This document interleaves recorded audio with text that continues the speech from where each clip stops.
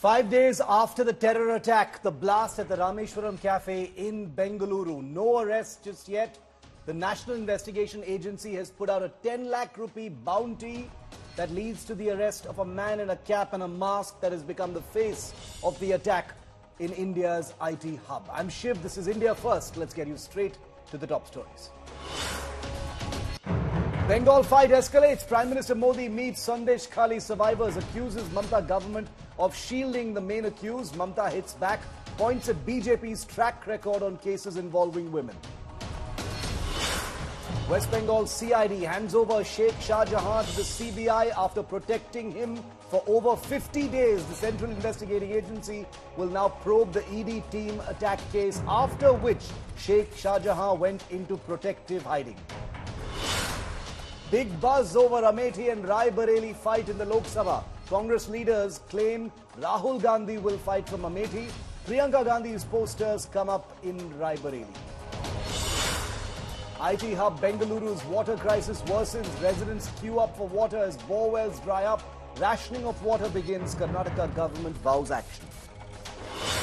Stalin Jr. faces the heat again for his Sanatan slander. Madras High Court rebukes Udaynidhi, says equating Sanatan Dharma to HIV is divisive and against constitutional principles, but throws out the petition against him.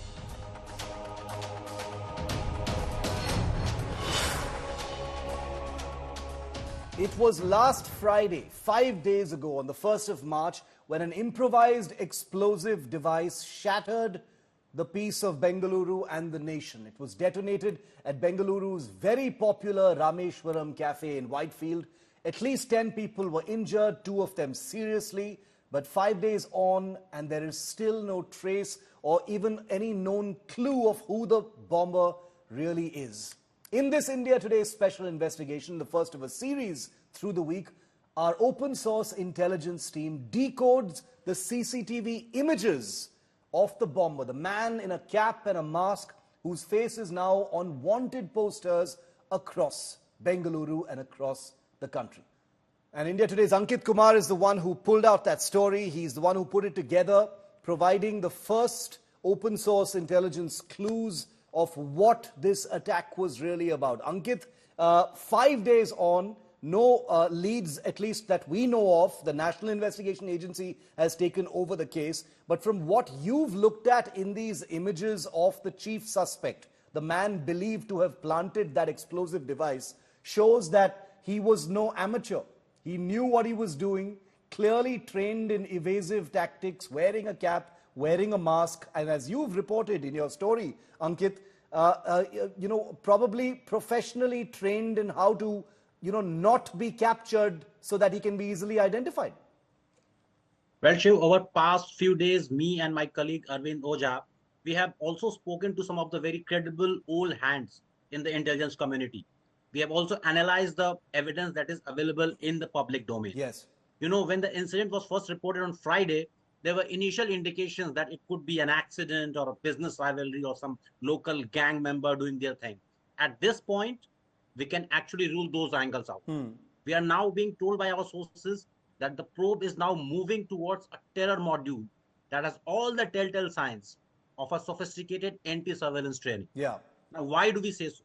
There are at least 5 separate CCTV footages that are now available in public domain showing the bomber. Yeah. Not once that bomber is seen turning his head either left or right. We are being told that this is not a coincidence.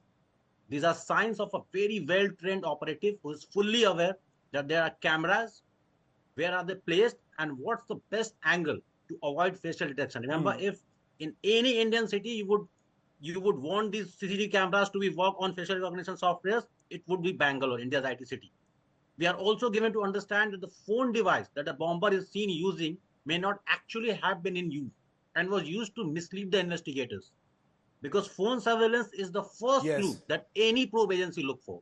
These are some of the many subtle signs that indicate presence of a sophisticated terror cell that is not likely to be an organic and local.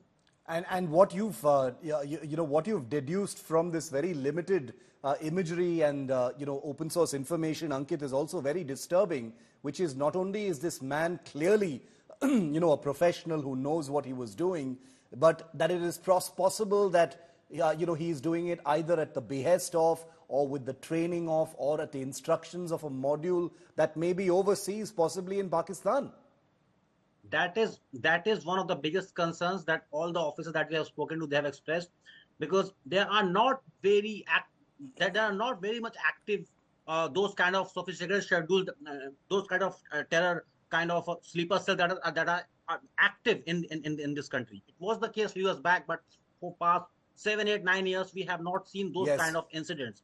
There is one person, however, called Faratullah Gauri, an original from Hyderabad, now lives in Pakistan, works very closely with ISI, and it is being suspected. It is too early, but it is suspected if there is one person who could pull this together, it could be that module working under the ISI. We don't know that yet because there is not enough evidence. That is why you have NIA issuing the picture, NIA asking for help from public, offering a bounty or any kind of clues.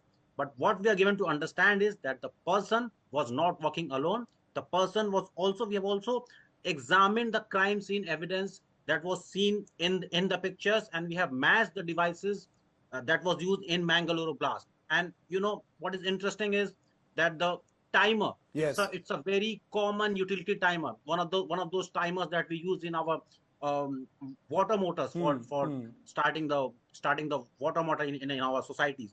So those kind of daily utility items like 6-volt batteries, that is a very common pattern that is clearly visible between the 2022 Mangalore blast and 2024 Bengaluru blast. So intelligence agencies are looking at those angles.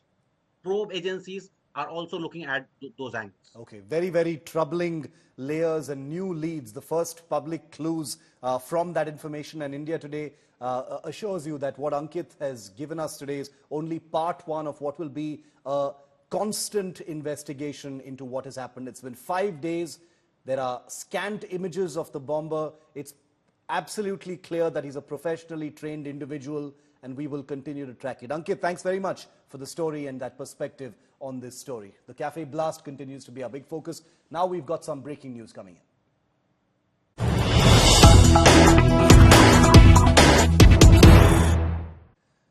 And we've got breaking news coming in just hours before Prime Minister Modi lands in Jammu and Kashmir, his first trip since the abrogation of Article 370.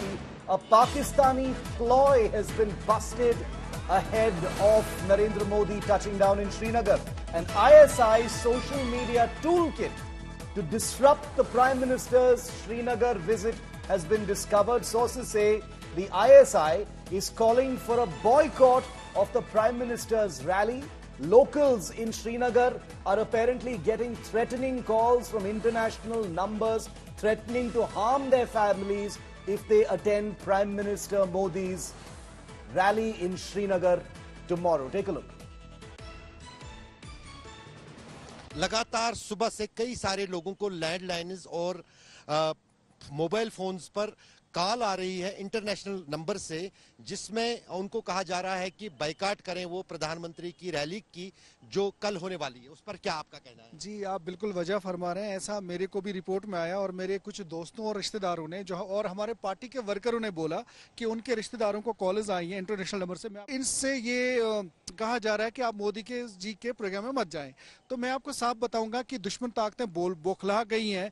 जिन लोगों से अपना घर संभाला नहीं जा रहा, जो लोग अपने ही लोगों को कैदों में डाल रहे हैं, घसीट कर लेते हैं, उनके साथ बदतमीजी करते हैं, उनकी मैशत खत्म करिए, रोजगार नहीं दे पाते हैं, अपना सिस्टम, हेल्थ सिस्टम, एजुकेशन नहीं दे पाते हैं, जो खुद को नहीं संभालते हैं, वो अब इतने पागल और फ्रस्ट्रेटेड हो गए हैं कि वो हिंदुस्तान की तरक्की को देखकर, भारत की तरक्की को, वो भी मोदी जी की लीडरशिप में शानदार और ईमानदार और बहुत ही बेहतरीन आर्किटेक्ट जो है मोदी जी, उसकी लीडरशिप में इनसे देखा नहीं जाता। तो इनकी एक बहुत ही एक अहमकाना हरकत है। It looks like Indian social media has already started hitting back to the Pakistani toolkit with Salam Modi ji, the #1 social media trend right now ahead of the Prime Minister's visit to Srinagar. Let's go to Ashraf Wani, our bureau chief in Jammu and Kashmir, joining us live. Ashraf, expected disruptions and toolkits from Pakistan, apparently you're being told, to try and create a mood before the Prime Minister lands in Srinagar, people getting threatening calls, etc. not the complaint what we personally received from many people in the Srinagar, but also, in fact, I myself got a call on the landline phone in the office, where from the international number with the starting ISD code of 44 came, and that was clearly the voice of the Khalistani handler, which is in the Canada, who was saying that everyone in the Kashmir should boycott the Prime Minister's rally scheduled few hours later in the day tomorrow. And in fact, the police has taken the consequence of that toolkit and has asked the people not to pick the calls, particularly coming from the international numbers. And this is not the first time when this kind of a system has been used by the Pakistani intelligence agency, but this is a kind of a way where they want to indulge into the affairs of Jammu and Kashmir, particularly after the abrogation of Article 370. Thanks very much, Ashraf. So our own bureau chief, Ashraf, and his team receiving calls threatening them, asking them not to attend the rally by Prime Minister Modi in Srinagar tomorrow. Of course, Ashraf and his team will be there to cover it and to bring you aspects of what the Prime Minister says there. Now, moving on, in what would mark his first visit to Srinagar, to Kashmir, in fact, since the abrogation of Article 370 in August 2019. Prime Minister Modi will be landing in Srinagar tomorrow morning to unveil multiple development projects as well as address a big public rally at the Bakshi Stadium in Srinagar to strengthen what he calls the idea of Naya Kashmir. Take a look at this report. Prime Minister Narendra Modi is visiting Kashmir on Thursday, his first trip to the valley since the abrogation of Article 370 in August 2019. The Prime Minister will attend the Viksit Bharat, Viksit Jammu Kashmir, a public meet at the Bakshi Stadium in Srinagar. Behind me, this is one of the renovated Bakshi Stadiums, main venue in the heart of Srinagar city, where Prime Minister Narendra Modi is going to address a huge public rally on Thursday. The elaborate security arrangements had been made, special commandos had been deployed all across and around this Bakshi Stadium to make this rally of Prime Minister not only safe and secure, but also as it is expected that near about 2 lakh people are going to listen to the Prime Minister here in the Bakshi Stadium of Srinagar. Prime Minister Modi will be announcing a slew of development initiatives designed to bolster the agriculture, tourism and other employment sectors of Jammu and Kashmir. जुनून और जज्बा कल से अब Bharatiya Janata party के workers और leaders को देख रहे हैं कि साढ़े सड़क पे कोई झंडा, कोई बैनर, कोई चीज लगा रहा है और सारे श्रीनगर शहर को सजा रहा है। और जो 7 तारीख को जनाब नरेंद्र मोदी जी वारिद कश्मीर आ रहे हैं, एक जन सैलाब को वो खिताब करने जा रहे हैं। Central to the day's agenda is the inauguration of the Holistic Agriculture Development Program, an initiative valued at 5,000 crore rupees. In a major boost to tourism sector, Prime Minister will launch 52 projects worth more than 1,400 crore rupees under the Swadesh Darshan and Prashad scheme. The PM will dedicate to the nation the project for integrated development of Hazrat Bal Shrine. He will also launch Dekho Apna Desh, People's Choice 2024 and Chalo India Global Diaspora campaign to boost tourism. Prime minister Modi साहब ने दिल खोलकर मुल्क का खजाना कश्मीर के लिए खोला है और उसी का नतीजा है कश्मीर में AIIMS hospital, medical colleges, ring roads और कश्मीर टू कन्याकुमारी रेलवेज की कनेक्टिविटी, टनल्स, ये बड़े-बड़े काम आज कश्मीर में हो रहे हैं। कश्मीर में अमन, खुशहाली, भाईचारा, ये सब मोदी साहब की देन है। Meanwhile, #Salam Modi Ji is trending on social media ahead of Prime Minister's visit. Prime Minister Modi's significant visit to Srinagar is set to mark a new chapter in the region's journey towards prosperity. With Sunil G. Bhatt and Ashraf Wani in Srinagar, Bureau Report, India Today. And my friend and colleague Pooja Shali joins me live tonight from Srinagar. Pooja is, of course, from Kashmir, so she's back home, and that's why you see that smile on her face. Pooja, exciting time. Prime Minister Modi's first visit to Srinagar after the abrogation of Article 370. The games have already begun. ISI has started doing what it does best. Indian social media has started reacting. So, Khela Hobe in Srinagar before the Prime Minister even lands. But big anticipation of his rally and his announcements tomorrow.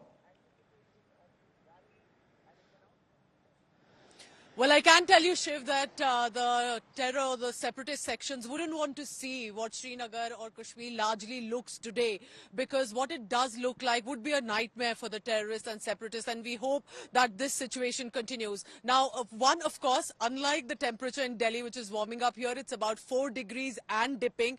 So that is, it's definitely a colder weather that I can tell you, but it's also significant moment for this valley. From the airport to my destination right now in the evening, Shiv, I can tell you the situation reflects change already.